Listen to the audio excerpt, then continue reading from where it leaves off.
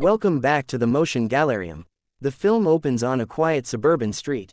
A girl named Annie runs out of her house in fear, wearing only a nightgown. She looks terrified, as if something invisible is chasing her.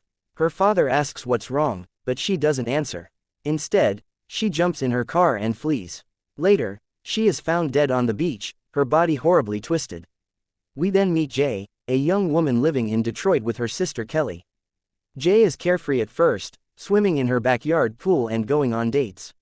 She begins seeing a boy named Hugh. On one of their dates, she notices something strange. Hugh panics at the sight of a woman in the theater that no one else seems to see. He abruptly leaves, shaken. Despite his odd behavior, Jay continues seeing him. One night, after they sleep together in his car, everything changes. Hugh drugs her and she wakes tied to a wheelchair in an abandoned building. Hugh shines a light on a naked woman slowly walking toward them. He explains in panic. He has passed something to her. It's a curse, an entity that can take the form of anyone, strangers, loved ones, anyone at all. It never stops coming. It only walks, but it will always follow. The only way to get rid of it is to pass it on by having sex with someone else. But if that person dies, it comes back for you. Hugh then drives Jay home and abandons her. Soon, Jay begins to see figures no one else can. A half-naked woman in her yard. An old woman in her school hallway. They move slowly, always walking toward her. No one else reacts, only she can see them. Her friends, Kelly, Paul, and Yara, try to believe her, but they struggle to understand.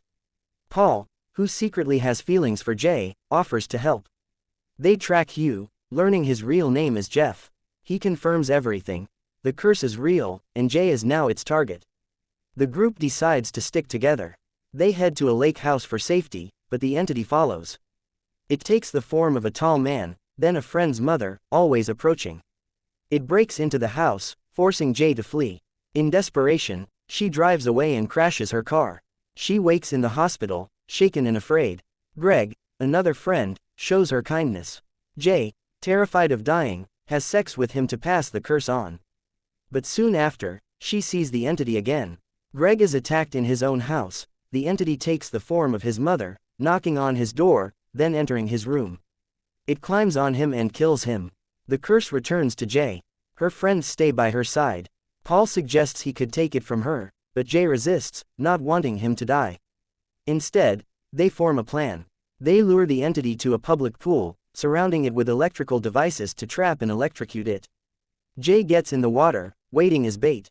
The entity arrives, taking the form of her father. The others can't see it, but they know it's there by the way Jay panics. It throws lamps and televisions into the water, but Jay barely escapes getting hit by the objects. Paul manages to shoot the entity in the head, the water filling with dark blood. For a moment, it seems defeated. Later, Jay recovers. She and Paul finally sleep together, passing the curse to him.